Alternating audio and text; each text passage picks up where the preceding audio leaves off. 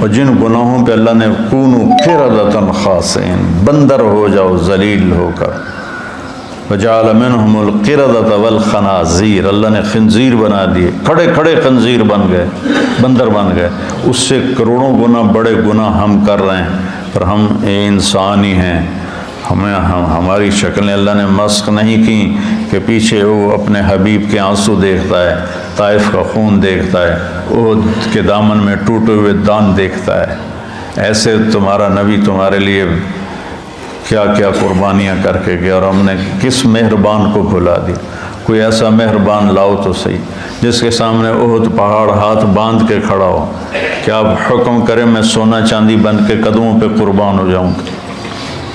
اور وہ حبیب رات کے وقت کبھی چارپائی پہ یوں گرتا ہے اور کبھی ایسے ہوتا ہے، حضرت ام عائشہ ساتھ لیٹی ہوئی، پھر کبھی یوں ہوتا ہے، پھر کبھی یوں ہوتا ہے، اور پھر ایک دم تھوڑا سا آگے بڑھ کے چارپائی کی جو لکڑی ہوتی ہے اس کے اوپر پیٹ کو فکس کر کے ایسے نیچے جھک جاتا ہے، ایسے بالکل نیچے جھک جاتے ہیں، سر زمین کے قریب چلا جاتا ہے۔ تو اس پر حضرت عائشہ رضی اللہ عنہا پریشان ہو کر اٹھ بیٹھتی ہیں، یا رسول اللہ خیریت، کیا ہوا کیا ہوا؟ تو آپ سیدھے ہوئے اور کہا عائشہ بھوک بہت لگ رہی ہے، بھوک بہت لگ رہی ہے۔ تھوڑی سی بھوک لگتی ہے نا روزے میں، 3 دن گزر جاتے تھے میرے نبی کے منہ میں ایک دانہ نہیں جاتا تھا۔ عائشہ بھوک بہت لگ رہی، تو حضرت عائشہ رونے لگی، یا رسول اللہ آپ کے لیے کیا کمی ہے، آپ ہاتھ اٹھائیں ہر شے حاضر ہو جائے گی۔ کہ نہیں عائشہ، اسی فقر میں اللہ سے ملوں گا، میرے بھائی جو نبی تھے وہ اسی طرح فقراء چلے گئے، میں بھی ایسے ہی چلا جاؤں۔ لوگ اپنی اولاد کے لیے رزق مانگتے ہیں، مانگنا بھی چاہیے، مانگنا بھی چاہیے، مانگنا بھی چاہیے۔ اللہ کا نبی اپنی اولاد کے لیے کیا مانگ رہا ہے؟ اللہم اجعل رزق آل محمد قوتا، یا اللہ آل محمد کی روٹی مختصر کر دے، گزارے کی کر دے، گزارے کی۔ تو بہت خوبصورت ہے سب سے آخری ندا، اے ایمان والو توبۃ النصوح کرو، ایسی توبہ جو اس طرح جڑ جائے دین کے ساتھ کہ جیسے دھاگا، سوئی دھاگا کپڑے کو کپڑے سے جوڑ دیتا ہے اور پھر کسی وجہ سے پھٹتا ہے، تمہاری توبہ بھی ایسی ہو کہ پھٹے نہیں۔ لیکن اگر پھٹ جائے تو پھر لوجد اللہ توابا الرحیمہ، میرے جیسا مہربان بھی کوئی نہیں، تم آ کے مانگو، دیکھو میں کیسے معاف کرتا ہوں۔ اور آج جو ہے اس میں اللہ تعالیٰ نے ایک چیز کی طرف ہمیں اشارہ کیا ہے، اے ایمان والو تم مال اور اولاد کی وجہ سے اللہ سے غافل نہ ہو، عن ذکر اللہ، اللہ نہ ہو جان۔ ذکر سے مراد سبحان اللہ والحمدللہ نہیں ہے، وہ بھی ہے،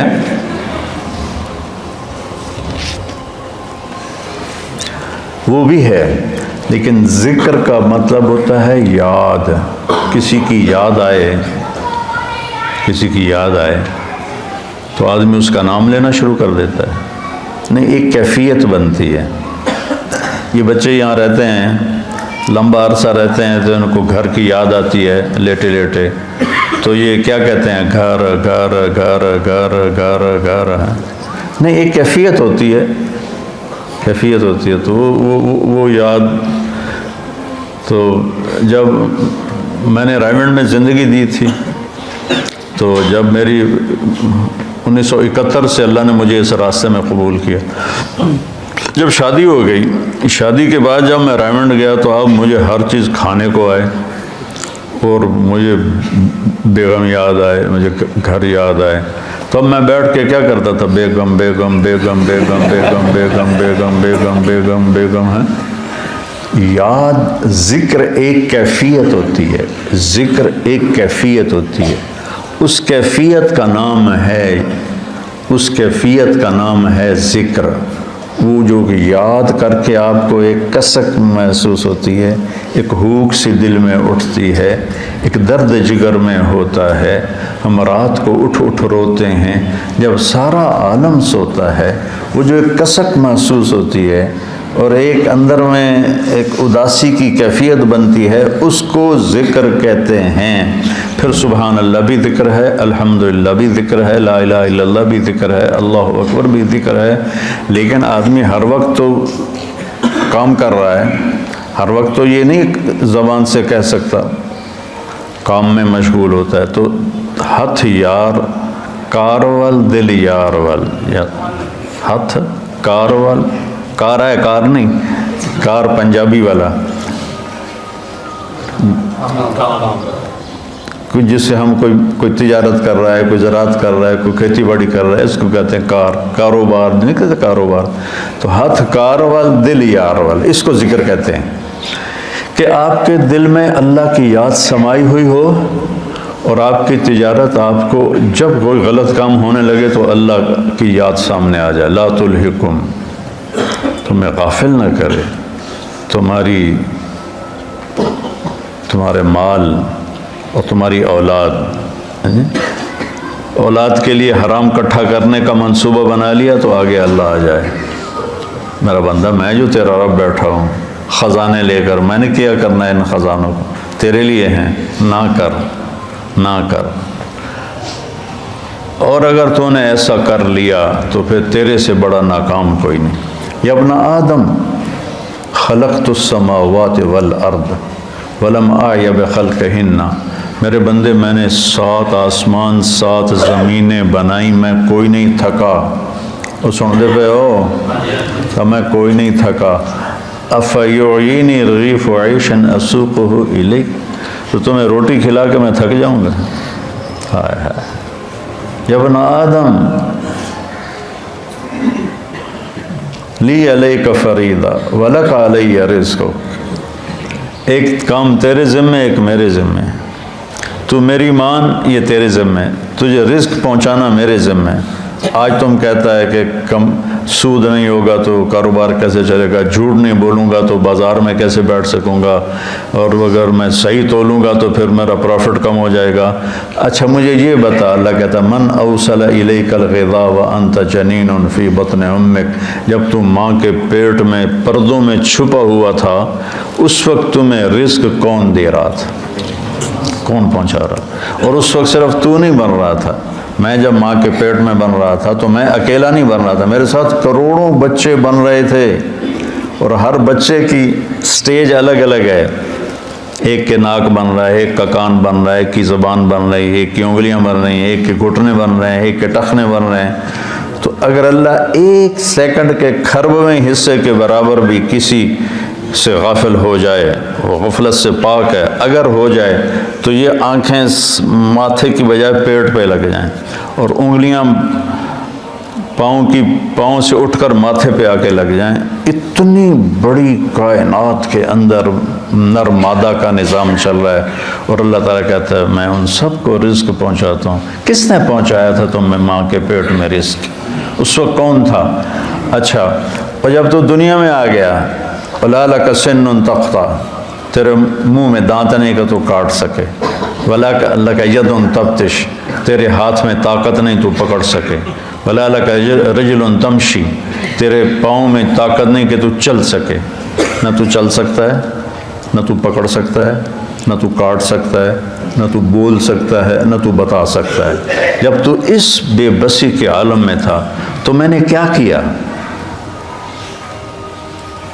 اَذَرْتُ لَكَ عِرْقَيْنِ رَقِيقَيْنِ يُنْبِعَانِ لَكَ لَبْنًا خَالِصًا دَافِيًا فِي الشِّتَاءِ وَبَارِدًا فِي الصَّيْفِ فَهَلْ يَقْدِرُ عَلَى ذَلِكَ أَحَدٌ غَيْرِي، میرے بندے میں نے جب تو ایسا بے بس تھا، نہ بول سکے، نہ بتا سکے، نہ پکڑ سکے، نہ چل سکے، نہ اٹھ سکے، نہ بیٹھ سکے، نہ خود کھا سکے، نہ پی سکے، تو تیری ماں کی چھاتیوں کو میں نے چشمے بنا دیا، اور وہ تیرے لیے خالص دودھ نکالنے لگے، اور وہ ابلتا ہوا صاف ستھرا شفاف ماں کے دودھ کی تاثیر اگر کوئی برائیوں میں نہ مبتلا ہو جائے، 40 سال تک ماں کے دودھ کی تاثیر چلتی۔ میں نے تیرے لیے ماں کی چھاتیوں سے دودھ نکالا جو گرمیوں میں ٹھنڈا اور سردیوں میں گرم ہو کے تیرے منہ میں جاتا رہا، کوئی اور یہ کر سکتا ہے؟ تو آج تو کہتا ہے بچوں کی خاطر کر رہا ہوں، بچوں کے لیے کر رہا ہوں، بیوی کے لیے کر رہا ہوں، کتھوں کھاواں، ہیرا پھیری نہ کراں، کتھوں کھاواں۔ ایک ملاوٹ کرنے والا تھا، میں نے اس سے کہا یار تم کیوں ملاوٹ، تیل میں ملاوٹ کرتا تھا، میں نے کہا یار تم کیوں ملاوٹ کرتے ہو؟ وہ کہنے لگا اگر میں صحیح تیل بیچوں تو مجھے ایک ڈرم کے پیچھے 50 روپے بچتے ہیں۔ یہ بہت پرانی بات ہے، 80s کی بات ہے، 80s کی، تو مجھے 50 روپے بچتے ہیں، اور اگر میں ملاوٹ کروں تو مجھے ایک ڈرم کے پیچھے 500 روپے بچتے ہیں۔ 500 روپے میں میرا بجلی کا بل ادا ہو جاتا ہے، تو میں پاگل ہوں جو میں 50 روپے نفع کماؤں، میں 500 کماؤں گا، کیونکہ اس کو اللہ کا رب ہونا یاد نہیں، اس کو ماں کی چھاتیوں کا دودھ یاد نہیں، ماں کی چھاتیوں کا دودھ یاد نہیں، ماں کے پیٹ میں غذا کا پہنچنا یاد نہیں ہے، اور اس کو آہستہ آہستہ پرواز چڑھنا، جوانی تک آنا یاد نہیں، تو کہہ رہا کتوں کھاواں، کتوں کا بھی ہے۔ تو میرا رب کہتا ہے غافل نہ ہونا، غافل نہ ہونا۔ ایک غلط تصور بن گیا ہے، کمائیں گے نہیں تو بھوکے مر جائیں گے۔ نہیں، کمانے کا حکم ہے، حلال کمانے کا ہے، صحیح کمانے کا ہے، لیکن ادھر یقین بن گیا ہے کہ میں ایک دفعہ چلا گیا گورنمنٹ کالج، تو وہ سارے شفٹ ہو گئے تھے نیو ہاسٹل میں، اقبال ہاسٹل سے نیو ہاسٹل، کچھ میڈیکل کالج چلے گئے تھے۔ تو ایک لڑکا فیصل آباد کا تھا، ظہیر، وہ کنگ ایڈورڈ میڈیکل کالج میں اس کو داخلہ مل گیا تھا، مجھ سے 1 سال آگے تھا۔ تو ہم سارے وہاں اکٹھے بیٹھے تھے کینٹین پر نیو ہاسٹل کی، تو مجھ سے کہتا ہے کیا کر رہے ہو؟ کی کر رہے ہیں آج کل؟ ہے کہ میں مولوی بن رہے ہیں۔ تو کہنے لگا کھاویں گا کتوں؟ اس کو میری بیک گراؤنڈ کا پتہ ہے، چونکہ ہم 5 سال کٹھے رہے سینٹرل ماڈل اسکول میں، تو اس کو میرے بیک گراؤنڈ کا پتہ ہے کہ اللہ تعالیٰ نے مجھے خوشحال گھر میں پیدا کیا ہے۔ تو لیکن اتنا تاثر غلط ہو گیا ہے کہ بازار میں بیٹھے بغیر روٹی نہیں ملتی۔ مجھ سے کہنے لگا کھاویں گا کتوں؟ میں آخیا اللہ دے گا، اور کہنے لگا اللہ اتو سٹے گا۔ تو وہ ایسے ٹیک لگا کے بیٹھا تھا ایسے، تو میں نے کہا تو کتوں کھاویں گا؟ تو ایسے بیٹھا تھا، میں کہتا میں ڈاکٹر بن رہا ہوں۔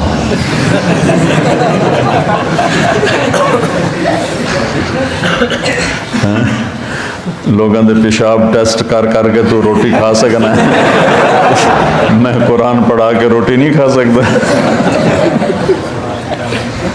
لا تلہکم اموالکم ولا اولادکم عن ذکر اللہ، تمہارے مال و اولاد تمہیں اللہ کی یاد سے غافل نہ کریں۔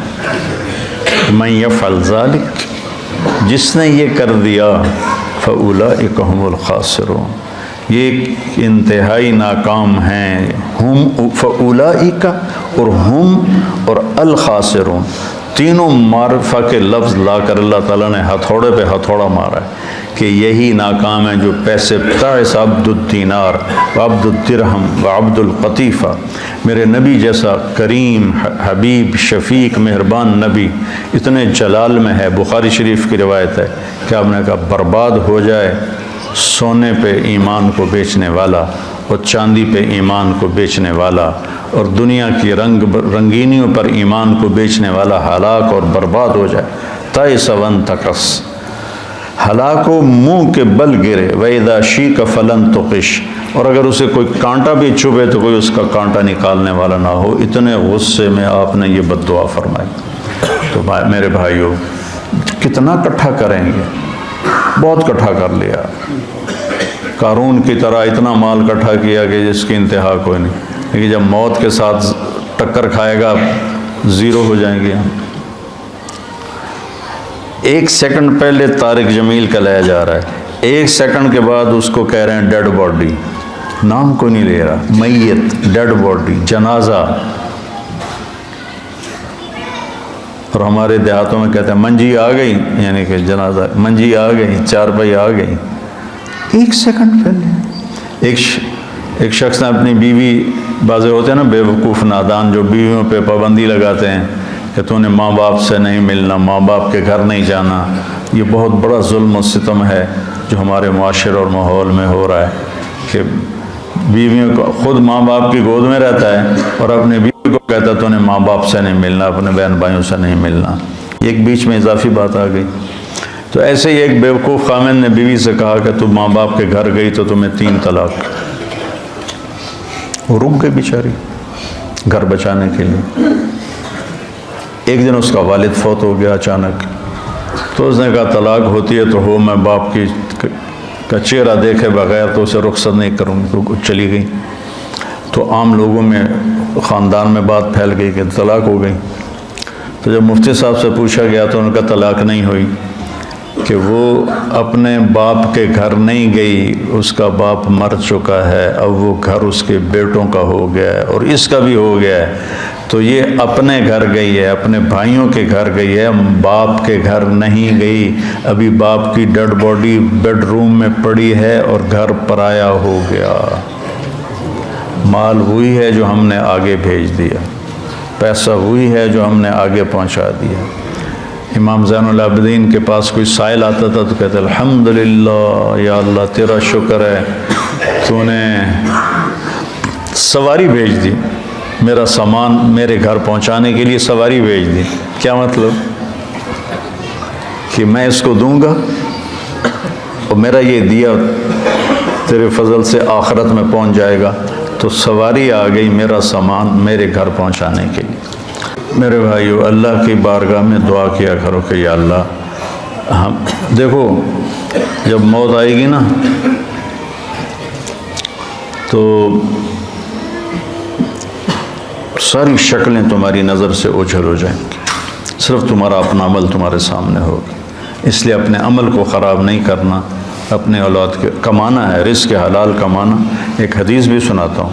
جس نے رزق حلال کمایا، بچوں پہ خرچ کرنے کے لیے کمایا، پڑوسیوں پہ خرچ کرنے کے لیے کمایا، سوال سے بچنے کے لیے جس نے رزق حلال کمایا، قیامت کے دن اللہ کی بارگاہ میں 14ویں رات کے چہرہ لے کر آئے گا، 14ویں رات کے چاند جیسا چہرہ لے کر اللہ کی بارگاہ میں آئے گا. من طلب الدنیا حلالا سعیا علی اہلہ تعطفا علی جارہ استعفافا عن المسئلہ. تو قیامت کے دن اللہ کی بارگاہ میں ایسے اٹھے گا کہ اس کا چہرہ 14ویں کے چاند کی طرح چمک رہا ہوگا. رزق حلال کمانا اتنی بڑی عبادت. تو بھائیو یہ کمائیاں ہمیں اللہ سے اور اللہ کے رسول کی یاد سے غافل نہ کریں. سبحانک اللہم و بحمدک اشہد ان لا الہ الا انت استغفرک.